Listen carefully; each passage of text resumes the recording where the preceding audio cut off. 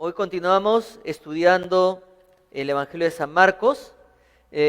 Hoy entramos al capítulo 3, así que vaya al capítulo 3 del Evangelio de Marcos. Gracias a Dios que estamos avanzando en este hermoso Evangelio.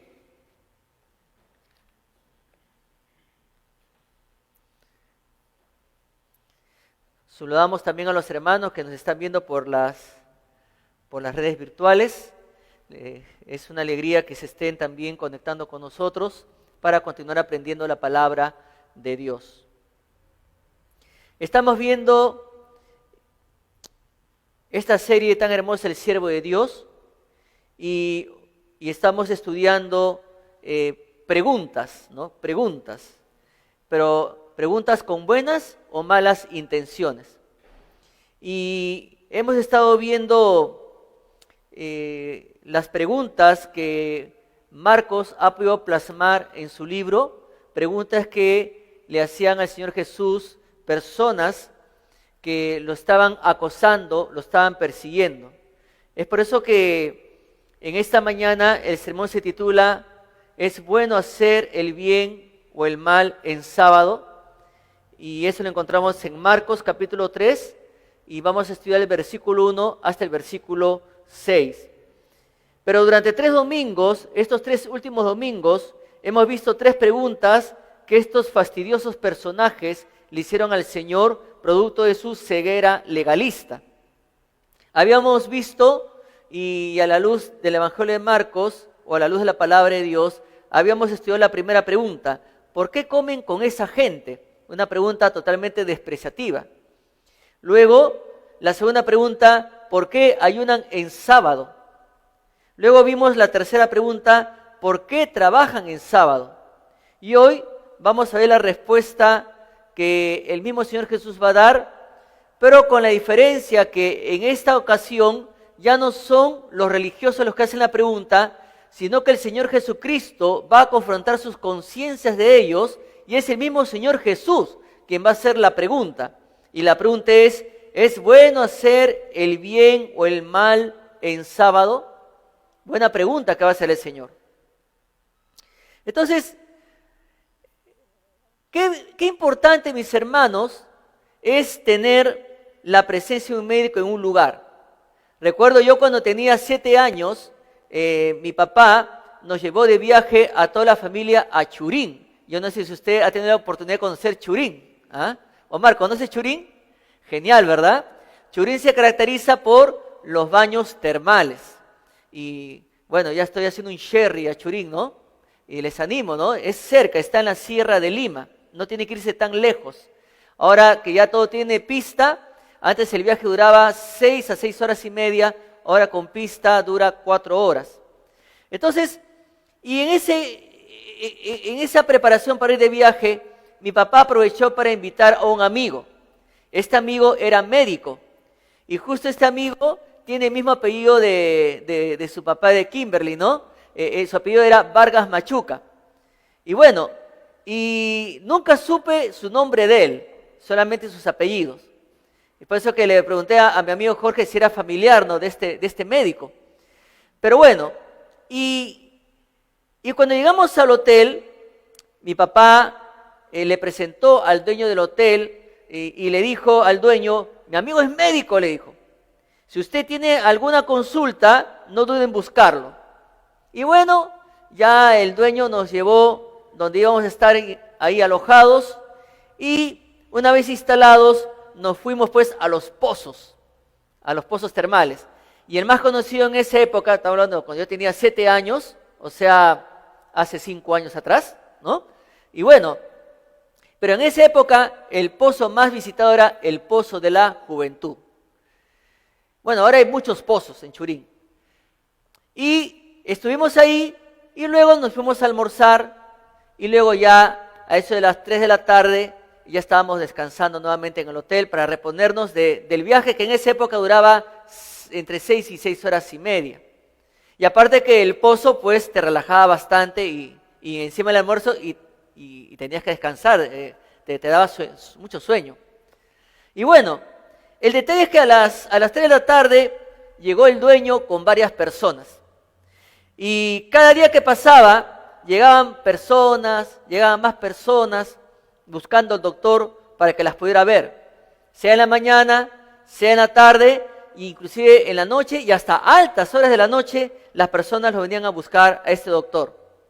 Estas personas venían porque estaban preocupadas por un malestar en su cuerpo, y malestares que tenían desde hace mucho tiempo, que por causa de las condiciones económicas precarias, porque se notaba que las personas venían y la mayoría eran personas del campo, entonces personas muy sencillas, y por causa de las condiciones precarias económicas no tenían la facilidad de poder contar con el dinero de llegar a la capital y hacerse un chequeo general en un hospital de Lima.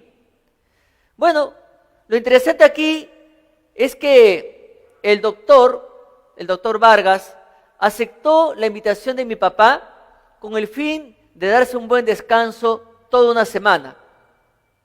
Pero su vocación, su amor hacia el prójimo, lo llevó a hacer a un lado su descanso.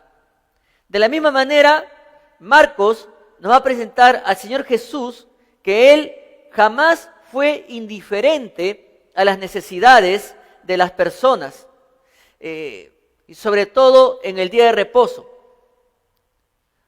Jamás Dios prohibió que en el día de reposo se hiciera el bien. Sin embargo, los religiosos de su época habían añadido leyes, habían añadido tantas cosas a la palabra de Dios, cosas que jamás Dios había mencionado. Entonces, en este pasaje, Marcos nos compartirá, pues en esta sección, un poderoso mensaje de parte del Señor. Y en primer lugar vamos a ver que fue un mensaje de esperanza. Y ahí en el capítulo 3, versículo 1, dice lo siguiente: otra vez entró Jesús en la sinagoga y había allí un hombre que tenía seca la mano. Este pasaje, mis hermanos, mis hermanas, inicia diciendo que Jesús nuevamente entró a la sinagoga como era su costumbre.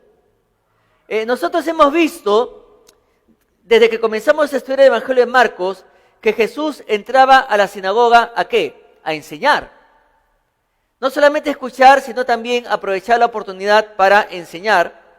Y no solo se limitaba a enseñar en la sinagoga, sino en todo lugar, para dar ¿qué? Un mensaje de esperanza a las personas que vivían con sus almas aplastadas, con sus almas pisoteadas, con sus almas humilladas por el legalismo totalmente cruel que imperaba en esa época. ¿De parte de quién? De los religiosos de la época de Jesús, los escribas y los fariseos. Y aparte de eso, había un resentimiento nacional, un odio nacional por el imperio romano, por el humillante actuar del imperio romano. La Biblia nos comparte que había un hombre en la sinagoga con la mano seca. Y la Nueva Versión Internacional, en vez de decir la mano seca, dice la mano paralizada. En la Nueva Traducción Viviente, en vez de decir seca y en vez de decir paralizada, dice deforme. Pero la palabra griega para seca, o para la palabra mano seca, es seraíno. Y seraíno es un término que se refiere a atrofia.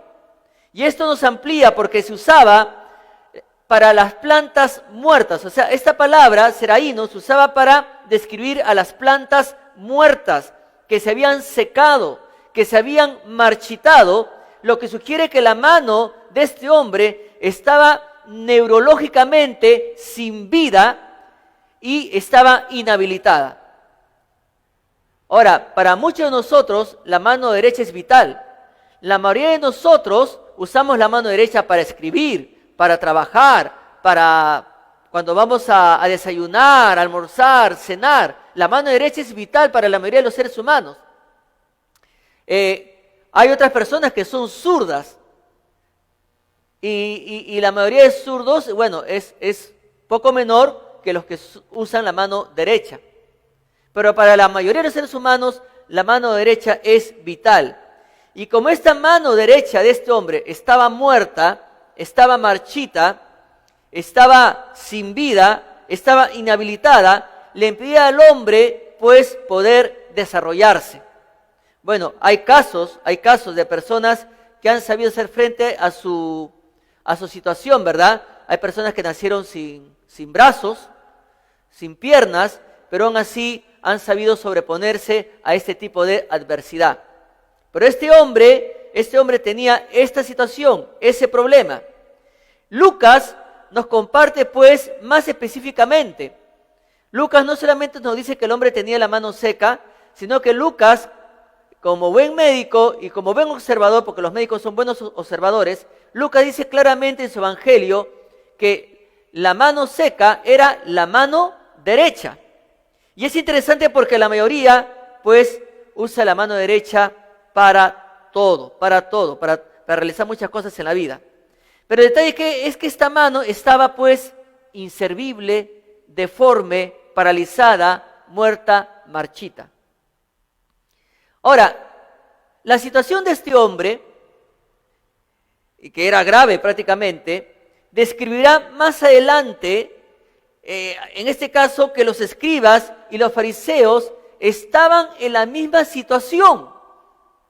Estos escribas y fariseos, ante los ojos de Dios, eran inservibles. Ante los ojos de Dios eran deformes. Ante los ojos de Dios estaban paralizados. Ante los ojos de Dios estaban muertos. Ante los ojos de Dios estaban totalmente marchitos en sus corazones por causa del legalismo y las tradiciones de los hombres. No había vida, porque en su corazón no reinaba, no dirigía sus vidas la palabra de Dios, sino sus tradiciones, sus legalismos.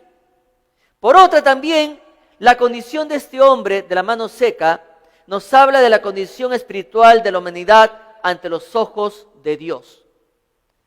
Y usted que nos está viendo por las redes sociales, que nos está escuchando por primera vez, permítame compartirle cómo ve Dios a la humanidad. Y la humanidad ante los ojos de Dios está enferma. Y en Isaías capítulo 1, versículo 6 dice la palabra del Señor que desde la planta del pie hasta la cabeza no hay en él cosa sana, sino herida, hinchazón y podrida llaga. No están curadas, ni vendadas, ni suavizadas con aceite. Ya Dios, desde el Antiguo Testamento, le está diciendo a la humanidad cómo está su condición espiritual ante la mirada santa de Él. Y la humanidad ante los ojos de Dios está podrida, está inflamada de tanta maldad y no permite que Dios obre una curación perfecta. No permite que Dios obre una sanidad perfecta. Es lo más triste en el ser humano, que de manera permanente está rechazando a Dios, está menospreciando el mensaje de amor de Dios. Y la humanidad está tristemente enferma. Luego vemos que la humanidad está muerta espiritualmente. Y ahí en Romanos capítulo 6, versículo 23, en la primera parte dice: porque la paga del pecado es muerte. Pues sí, todos tarde o temprano vamos a experimentar la muerte física. Pero hay algo que los que no han recibido a Cristo tienen que conocer. Y lo que tienen que conocer es que la palabra de Dios dice que están espiritualmente muertos. Podrán hablar, podrán caminar, podrán hacer sus actividades, pero espiritualmente ante los ojos de Dios están muertos. Y es interesante lo que dice el Nuevo Testamento en Efesios, en el capítulo 2, versículo 1 al 3. Porque ahí dice que, y Él os dio vida a vosotros cuando estabais muertos. Miren, cuando estabais muertos, ¿en qué? En vuestros delitos y pecados, en los cuales, ya hablando en tiempo pasado, acá se está dirigiendo a personas que han recibido a Cristo, y acá el apóstol le dice, en los cuales ustedes anduvisteis en otro tiempo, siguiendo la corriente de este mundo, conforme al príncipe de la potestad del aire, el espíritu que ahora opera en los hijos de desobediencia, entre los cuales también todos nosotros, vivimos en otro tiempo, en los deseos de nuestra carne, haciendo la voluntad de la carne y de los pensamientos, y éramos por naturaleza hijos de ira, lo mismo que los demás. O sea, aquí Pablo hablándole ya a un grupo de creyentes, haciéndole recordar su condición antes de conocer a Cristo. Pablo dice que antes ellos estaban muertos a causa de sus delitos y pecados. Porque antes ellos andaban siguiendo la corriente de este mundo. Y la Biblia en otra parte dice que el príncipe de este mundo es Satanás. Y ellos antes de conocer a Jesús, aparte de que estaban muertos espiritualmente, ellos vivían no para adorar a Dios, no para agradar a Dios, sino para agradar al príncipe de la potestad del aire. Ellos vivían una vida para agradar y alabar a Satanás. Pero ya no, dice Pablo, ya no están muertos, ahora en Cristo están vivos. Pero acá Dios, a través de Marcos, hace ver que también la humanidad está muerta espiritualmente. Otra manera como Dios ve a la humanidad está condenada. Y en Hebreos, ahí en el capítulo 9, versículo 27, y estamos viendo esta abuelo de pájaro, hermanos, para poder continuar estudiando a Marcos, pero dice la palabra de Dios, y de la manera que está establecido para los hombres, que mueran una sola vez, y después de esto, el juicio. Acá no hay nada de que ese cuento que le han sembrado a la humanidad, que después de la muerte te vas al purgatorio a reflexionar, ¿a dónde me voy? ¿Al cielo o al infierno? Me han dicho que en el infierno están todos mis amigos, ¿no? No, ahí no hay. Bien claro dice la Biblia, después de la muerte, el juicio. Eso del purgatorio es una mentira que ha inventado el hombre para excusar sus maldades. En ninguna parte de la Biblia habla de purgatorio, no existe. El ser humano muere, si muere sin Cristo, se va al infierno. Si muere en Cristo, se va a la presencia del Señor. Es por eso que Jesús decía, porque de tal manera amó Dios al mundo, que ha dado a su Hijo unigénito, para que todo aquel que en Él cree, no se pierda, no se vaya al infierno, mas tenga vida eterna. Luego concluye. O sea, si cree en Jesús, ya no se va al infierno. Si cree en Jesús, se va al cielo, a la presencia del Señor. Pero hay dos requisitos importantes: arrepentirse y creer. Arrepentirse y creer. Si usted no tiene a Cristo, tiene que arrepentirse y creer que Dios le puede perdonar y darle perdón y vida eterna a través del Señor Jesucristo. Pero también la Biblia nos dice en Romanos, pero por tu dureza y tu corazón no arrepentido, atesoras para ti mismo ira para el día de la ira y de la revelación del justo juicio de Dios, el cual pagará a cada uno conforme a sus obras. Una vez más la Biblia está confirmando que la humanidad está bajo condenación por causa del pecado. Y la humanidad está acumulando ira para el día de la ira. O sea, mi amigo, si usted no tiene a Cristo, usted está bajo la ira de Dios. Y es por eso que le animo en esta mañana para que usted reciba a Cristo. Por otra parte, aparte de Romanos 2, 5 al 6, la Biblia también dice, y a vosotros que sois atribulados, daros reposo con nosotros, cuando se manifieste el Señor Jesús desde el cielo con los ángeles de su poder, en llama de fuego, para dar retribución a los que conocieron a Dios, a los que no conocieron a Dios, ni obedecen al evangelio de nuestro Señor Jesucristo, los cuales, ¿qué van a sufrir? Van a sufrir pena eterna de perdición, excluidos, expulsados de la presencia del Señor y de la gloria de su poder. Eso usted lo encuentra en 2 Tesalonicenses, en el capítulo 1, versículo 8 hasta el 9. Entonces vemos, ¿no?, que fue un mensaje de esperanza, pero a la vez un mensaje de advertencia para una humanidad. Porque Dios, así como vio a este hombre con la mano seca, Dios nos muestra a través de Marcos que en la misma condición estaban los escribas y fariseos, y también Dios nos muestra que así está la humanidad también. la humanidad está seca, está marchita, sin vida, muerta, deforme. Y el único que puede solucionar ese problema es el Señor Jesucristo. En segundo lugar, vemos que fue un mensaje a los corazones contaminados. Veamos lo que dice la Biblia. Dice en el versículo 2, y le acechaban para ver si en el día de reposo le sanaría a fin de poder acusarle. Este fue un mensaje a los corazones contaminados. ¿Quiénes tenían los corazones contaminados? En esta ocasión, Marcos está apuntando a los escribas y los fariseos, que estaban siempre viendo y observando, no con una buena intención, sino con una mala intención al Señor Jesucristo. Hemos visto ya de los sermones anteriores cómo los escribas, cómo los fariseos estaban persiguiendo, estaban siguiendo a Jesús para observar ¿qué cosa? Lo que hablaba, para observar lo que hacía, para hallar una posible falta, pero no en base a la Escritura, sino en base a sus tradiciones humanas. Entonces cada acto de Jesús, o cada acto que Jesús realizaba en el día sábado o en el Sabbat, como estudiamos el domingo pasado, para los religiosos de su época, era una ofensa, era una violación a sus leyes que ellos mismos habían inventado.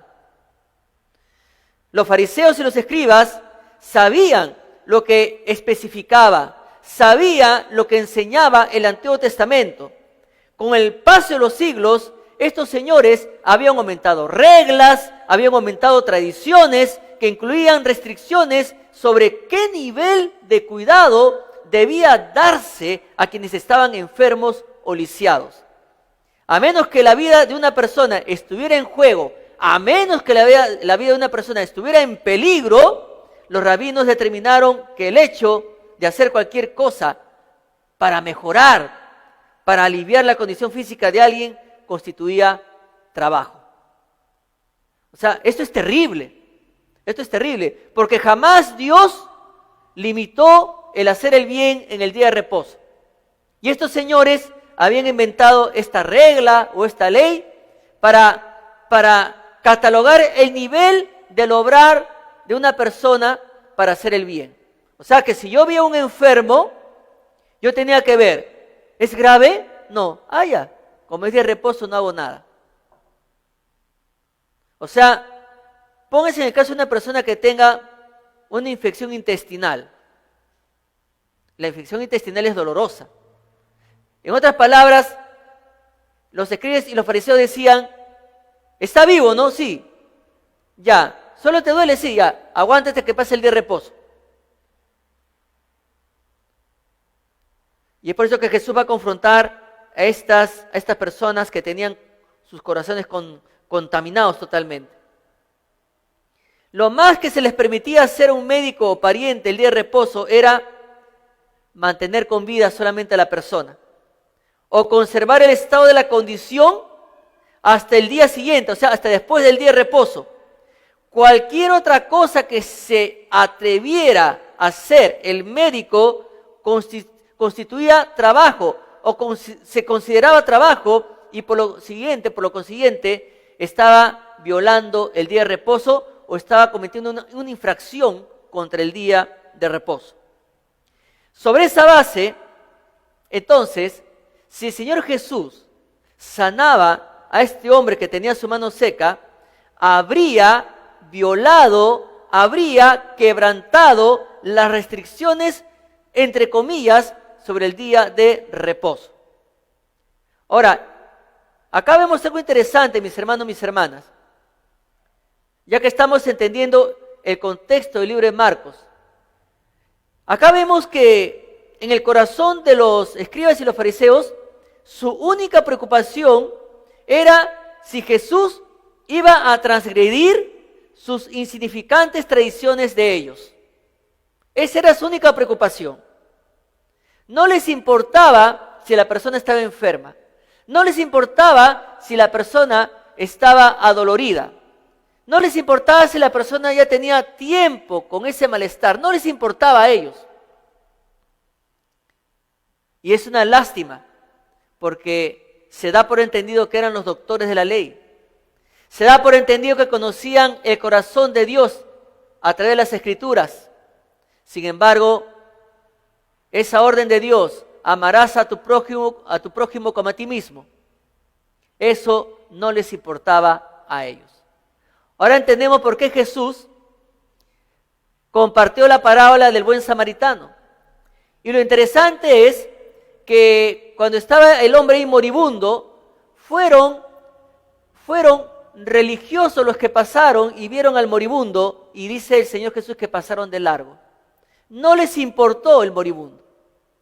Pero en eso entra una persona que era discriminada, una persona que era aborrecida, una persona que era odiada en la época de Jesús, un samaritano. Y el samaritano, que dice la Biblia, tuvo lo que no tuvieron estos religiosos. ¿Qué tuvo? Misericordia, compasión. Y es interesante porque en el Antiguo Testamento Dios condena los sacrificios del corazón para afuera. Porque Dios dice en el Antiguo Testamento, ¿qué espera Dios de ti? Que hagas justicia, que hagas misericordia y que seas humilde ante Él. Inclusive se hizo una canción de ese versículo, ¿no? Y Dios esperaba de estos señores que reflejaran el auténtico y verdadero corazón de Dios, porque el corazón de Dios no es contaminado, pero ellos, lamentablemente, sus corazones estaban contaminados. O sea, no les importaba en nada el poder sobrenatural, en este caso, y sin precedentes que Jesús mostraría para curar la mano de este hombre. Entonces su única preocupación era si el Señor iba a violar sus reglas humanas. Y si el Señor lo hacía, para ellos iba a ser una gran oportunidad para calificar al Señor Jesús de blasfemo, para clasificar al Señor Jesús o calificarlo de irreligioso y también para condenarlo. Podemos ver, mis hermanos, que la acción que realizaban los religiosos en contra de la persona de Jesucristo revelaba que sus corazones estaban totalmente contaminados a causa de sus propias malas y erradas enseñanzas. Ellos mismos habían inventado reglas, leyes y las habían incluido ahí dentro de las ordenanzas de Dios. Pero Dios jamás había dicho eso. Dios jamás había reglamentado el proceso de ayudar a una persona, de hacerle bien a una persona. Ellos son los que habían inventado eso. Dios jamás había enseñado eso. Eran, como dijo el Señor una vez en Mateo capítulo 15, versículo 14, dejadlos, son ciegos, guías de ciegos, y si el ciego guiare a otro ciego, ambos caerán en el mismo hoyo. Ahora, para entender este versículo, para entender el contexto de este versículo que está bien ligado a lo que estamos estudiando en esta mañana, yo les pido que busquen Mateo capítulo 15 sin perder Marcos. Mateo capítulo 15. Mateo capítulo 15, versículo 1 hacia adelante.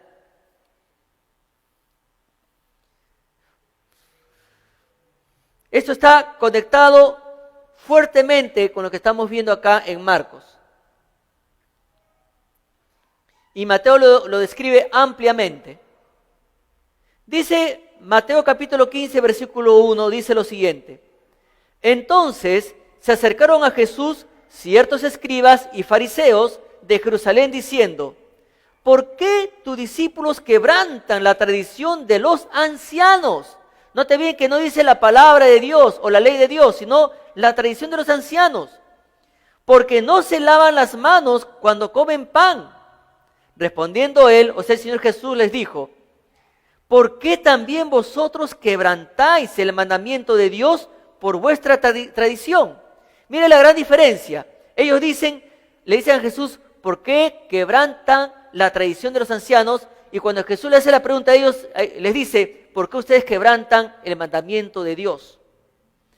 Versículo 4, porque Dios mandó diciendo, honra a tu padre y a tu madre, y el que maldiga al padre o a la madre muera irremisiblemente. Pero vosotros decís, cualquiera que diga a su padre o a su madre, es mi ofrenda a Dios todo aquello con que pudiera ayudarte, ya no ha de honrar a su padre o a su madre.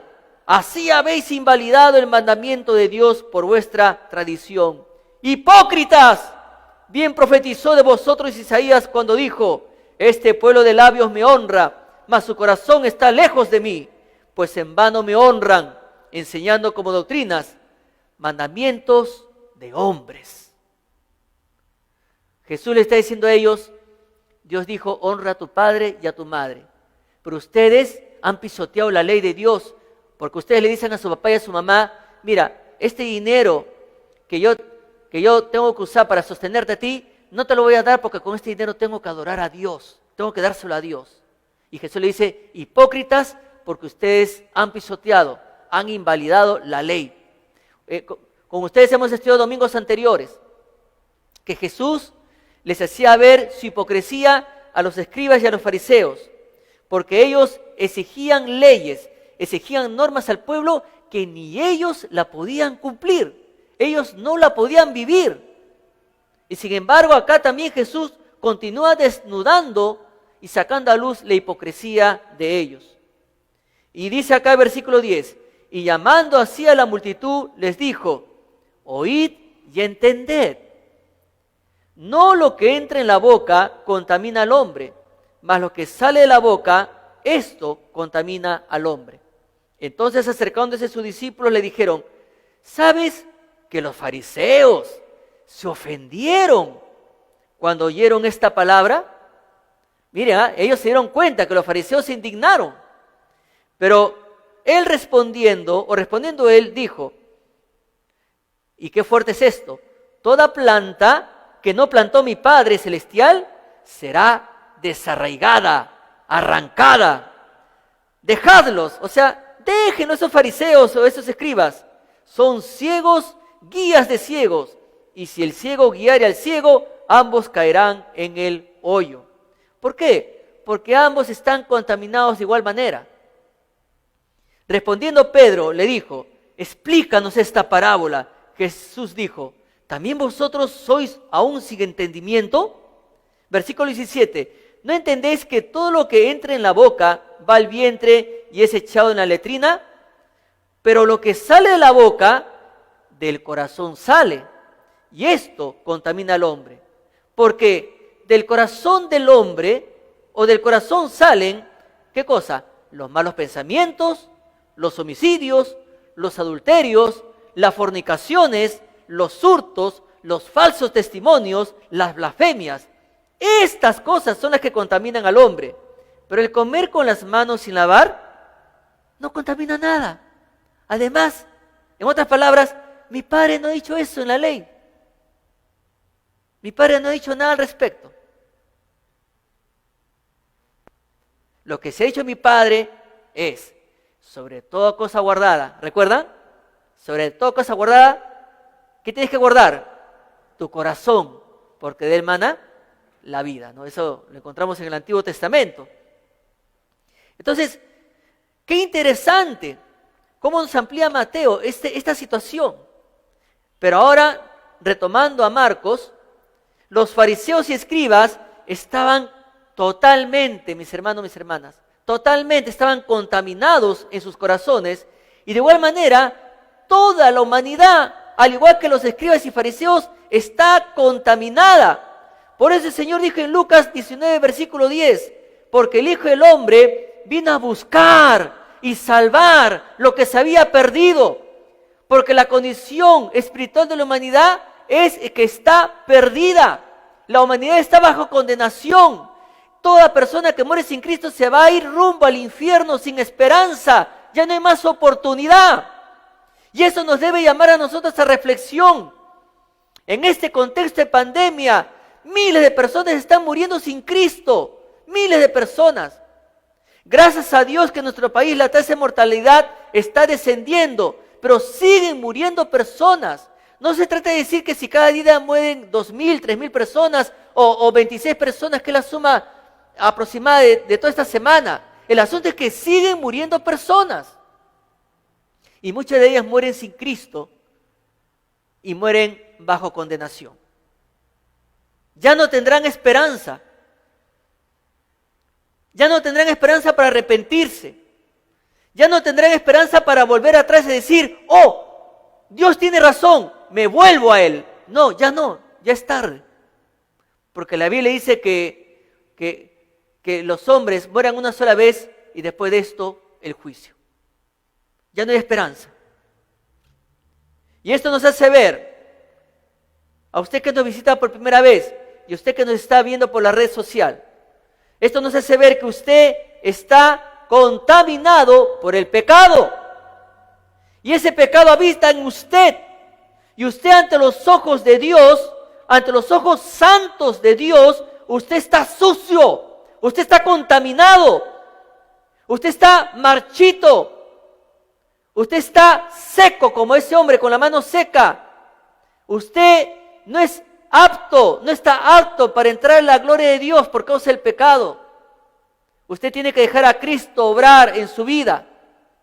Usted tiene que permitir que Cristo reine en su vida. Usted tiene que confiar, que creer en Jesús. Tiene que arrepentirse para que pueda tener el perdón y la vida eterna. Y ahí en Romanos capítulo 3, versículo 10, dice, como está escrito, no hay justo ni aún uno. No hay. O sea, la Biblia dice, no hay quien entienda o no hay quien busque a Dios. Todos se desviaron. ¿Qué quiere decir Dios con desviaron? Que se perdieron, se contaminaron. Luego dice, aún se hicieron inútiles, o sea, marchitos, muertos, paralizados, deformes, sin vida. Mire cómo está conectado con lo que está enseñando Marcos. No hay quien haga lo bueno, o sea, todos están contaminados, no hay ni siquiera uno. Y esa es su condición, mi amigo, usted que está escuchando por primera vez el Evangelio. Usted espiritualmente está muerto ante los ojos santos de Dios. En tercer lugar, también vemos que fue un mensaje a la conciencia de los incrédulos. Y en el versículo 3, volvamos a Marcos, por favor, en el capítulo 3, versículo 3, dice lo siguiente. Entonces dijo al hombre que tenía la mano seca, levántate y ponte en medio. La Biblia, mis hermanos, no nos dice el nombre de este hombre. No nos dice de qué lugar era este hombre. Damos por entendido de que este hombre era de Capernaum, porque en Capernaum había una sinagoga. Y la Biblia nos dice que Jesús entró de nuevo a la sinagoga. Entonces, solo sabemos que habían pues personas que asistían fielmente a la sinagoga. Probablemente este hombre era de uno de los tantos que asistían fielmente a la sinagoga para aprender la palabra de Dios. De hecho, este hombre probablemente fue invitado de repente por los fariseos y los escribas para asistir a la sinagoga. Y entrar a la sinagoga era un honor, era un privilegio, y más si los doctores de la ley te invitaban. O probablemente este hombre, como mencioné hace un momento, siempre iba fielmente a la sinagoga, pero no se imaginó que justo ese día que él va a la sinagoga, también iba a ir Jesús. De tanto en lo que se había escuchado, que Jesús sanó la suegra de Pedro, que Jesús hizo un milagro por aquí, que Jesús hizo un milagro por allá, que cuando habla sus palabras te llenan de esperanza, son palabras que están llenas de autoridad, no como los escribas y los fariseos, y este hombre seguramente estaba con la expectativa de saber quién era Jesús, pero no se imaginó que justo ese día Jesús iba a entrar nuevamente a la sinagoga.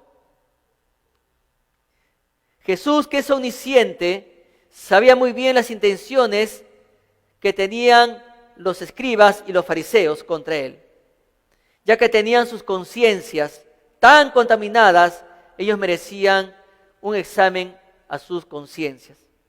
Y entonces, primero, ellos merecían una pregunta a su conciencia.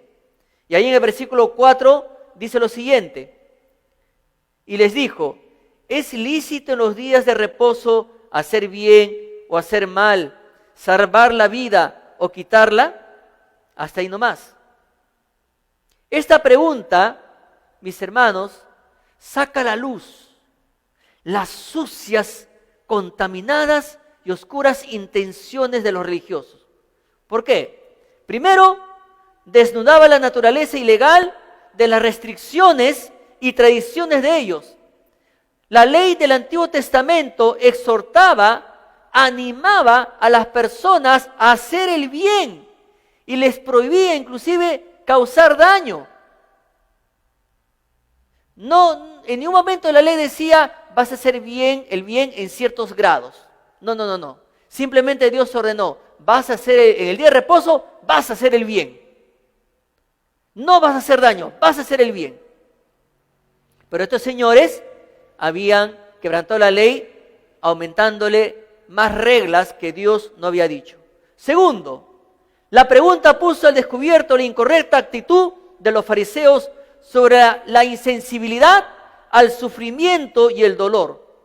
O sea, estos escribas y fariseos estaban más enfocados en causarle daño a Jesús que en prestar auxilio o ayuda a este hombre que sufría por tanto tiempo con su mano seca. Tercero, la pregunta se enfocó en la maquinación de los fariseos contra el Señor.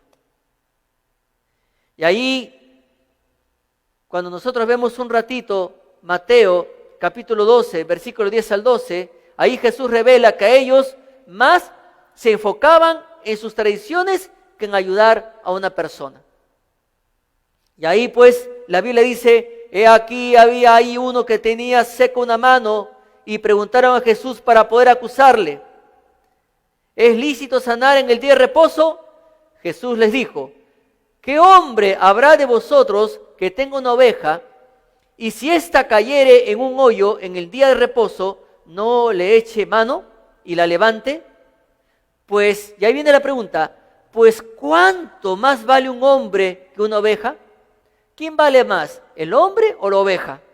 Por consiguiente, es lícito, es correcto hacer el bien en los días de reposo.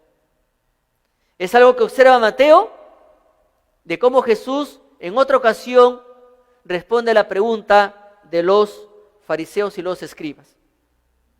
Cuarto, ellos al verse descubiertos con esta poderosa pregunta de Jesús, no pudieron responder porque sus conciencias sabían cuál era su mala intención. Por eso ahí al final del versículo 4 dice, pero ellos callaban. No tenían respuesta porque habían sido desnudados con esta poderosa pregunta del Señor. Entonces ellos sabían lo que la Escritura enseñaba. Ellos no desconocían el verdadero propósito del día de reposo.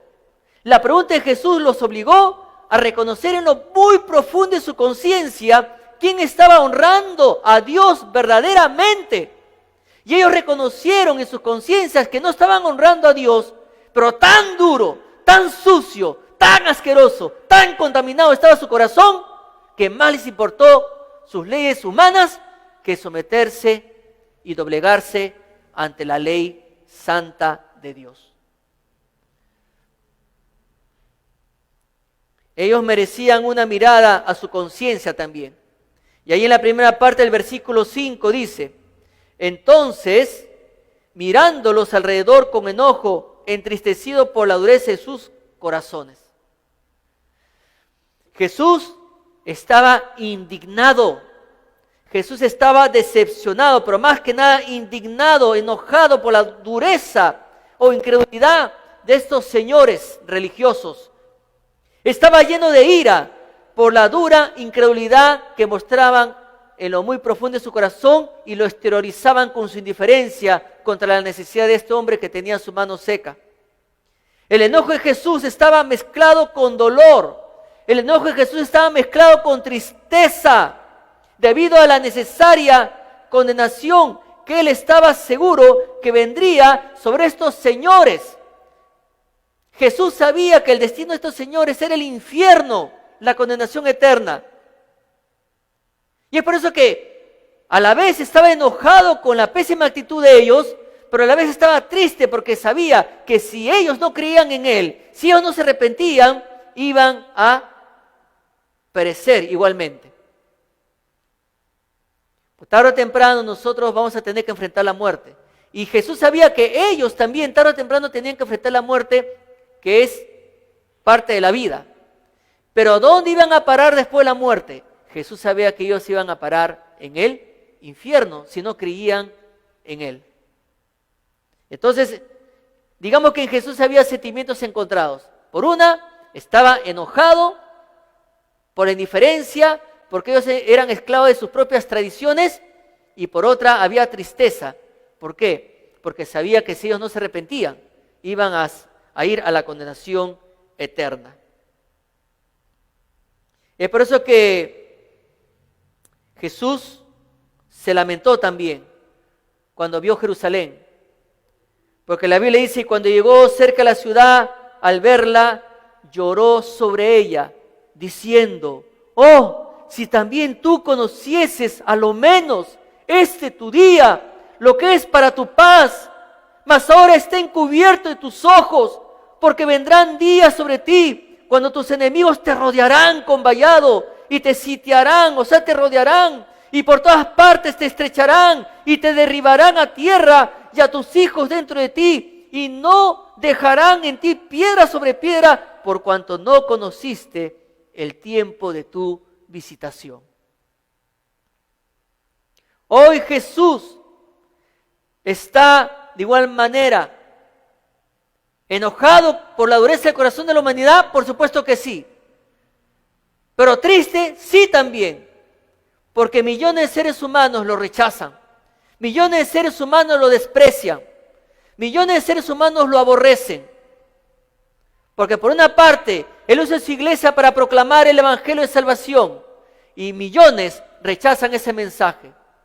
A través de la Biblia proclamamos que Dios está dando un regalo al mundo que es Cristo Jesús, pero millones de seres humanos menosprecian, rechazan ese regalo que es Cristo Jesús. ¿Tiene que estar triste Dios? Por supuesto que está triste porque menosprecian a su Hijo, rechazan el regalo que Él ofrece al mundo que es Cristo Jesús. Pero por otra parte, la humanidad está acumulando ira para el día de la ira, porque Dios es amor, pero también Dios es justicia. Tarde o temprano el hombre tendrá que rendir cuentas a Dios. Los judíos tuvieron el privilegio de tener a Jesús entre ellos. Hoy Jesús, al igual que los judíos, hoy Jesús te reta a que lo invites a reinar en tu corazón. Tienes que creer, tienes que recibirlo para que puedas recibir el perdón y la vida eterna. Pero también ellos merecían una respuesta a su conciencia. Y allí, en la última parte del versículo 5, dice lo siguiente: dijo al hombre, extiende tu mano, y él la extendió, y la mano le fue restaurada. O sea, en ese momento, el hombre recuperó la sensación. Esa mano que estaba muerta, esa mano que estaba insensible, esa mano que no tenía vida, ahora tenía vida, tenía sensibilidad, podía moverla, ya no estaba marchita, ya no estaba seca, porque Jesús había obrado sanidad en la mano de este hombre. Y su capacidad para usarla fue tan buena como nunca antes había sido. Y el único que puede hacer eso es Dios. Y de igual manera, Dios, a través de Jesús, puede pasarte de muerte a vida. Ahorita, si usted no tiene a Cristo, ahorita usted está marchito, inservible, contaminado, sucio ante los ojos de Dios. Pero si usted, ante la luz de la palabra de Dios, se arrepiente y cree en Jesús, usted tiene vida eterna.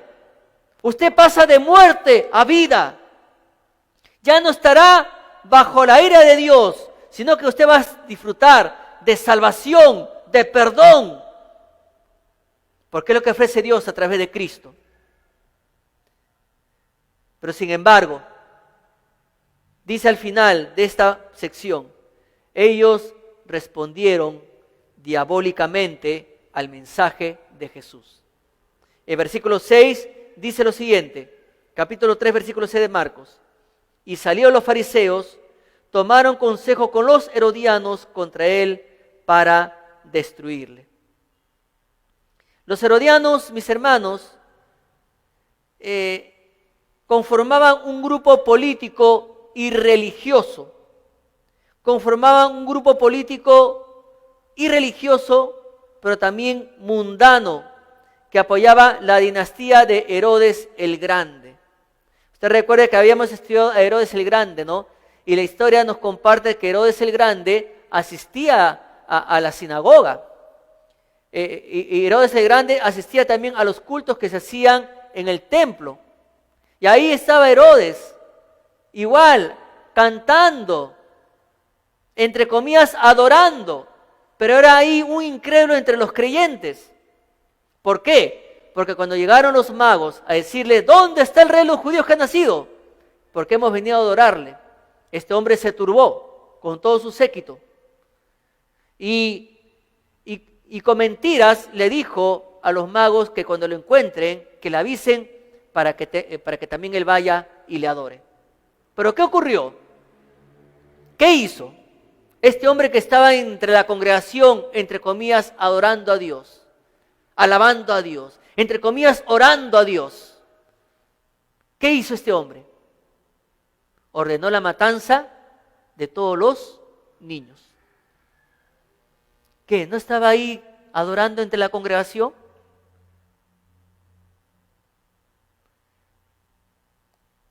Ahora entendemos por qué Jesús dice, este pueblo de labios me honra, pero su corazón está lejos de mí. Y aquí pues los herodianos apoyaban la dinastía de Herodes el Grande y por extensión a Roma. Estos dos grupos, los fariseos y los herodianos, encontraron un enemigo común. Y sus enemigos para los herodianos y para los fariseos, un enemigo peligroso era Jesús. Los fariseos, por una parte, odiaban a Cristo porque abiertamente se oponía al hipócrita sistema de obras de justicia personal que ellos representaban. Los herodianos, por otra parte, odiaban a Jesús porque su popularidad con el pueblo le convertía en una amenaza potencial para el poder de Herodes el Grande y el poder de Roma. En consecuencia, ambos grupos rechazaban, ambos grupos odiaban, ambos grupos menospreciaban al Hijo de Dios. ¿Hay algo de diferencia entre los escribas, fariseos, herodianos con la humanidad de hoy? No hay diferencia, mis hermanos. Hoy Jesús es rechazado por muchas personas. Hoy Jesús es rechazado por grupos radicales en el mundo. Hoy Jesús es rechazado por muchas personas en el mundo que son esclavos de ideologías y filosofías humanas. Hoy Jesús es rechazado por muchos grupos colectivos en el mundo que pugnan, que reclaman por más pecado. A nosotros nos llaman, hay grupos que a nosotros nos llaman retrógradas, nos llaman dinosaurios y no se dan cuenta que están rechazando a Jesús. No se dan cuenta que están menospreciando a Jesús. Pero ¿qué hay de ti? ¿No te gustaría que Jesús haga el bien en ti? No dependiendo de un día sábado, no dependiendo de un día de reposo, sino que realmente Jesús quiere hacer el bien en ti. ¿Y de qué manera? Quiere pasarte de muerte a vida. Todos hemos visto una planta marchita. Mi esposa con algunas hermanitas y mis hijas los sábados vienen a arreglar las plantitas que dejó nuestra hermana Beni. Y hay plantitas que por alguna razón se marchitan. Entonces, ahí mi esposa está ahí corrigiendo, ¿para qué? Para que nuevamente la planta, con ciertas vitaminas que le echan, vuelva a fortalecerse. No voy a pensar que mi esposa tiene poder, ¿ah? No voy a pensar que mi esposa tiene poder de Cristo, que vio la higuera, quiero fruto, y no le dio fruto, ya fuiste. Y cuando regresaron estaba muerta, ¿no? No, eso me lo hace a mí nomás, ¿no? ¿Ya?